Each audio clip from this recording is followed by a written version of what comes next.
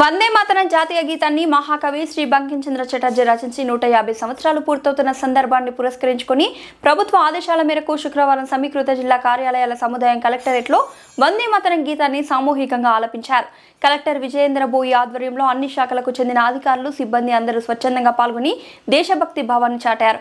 వందే మాతరం గేయం ప్రతి పౌరుడిలో దేశభక్తి భావాన్ని పెంపొందిస్తుందని, దేశ చరిత్రలో ఈ గేయం విశేష ప్రాధాన్యత కలిగి ఉందన్నారు.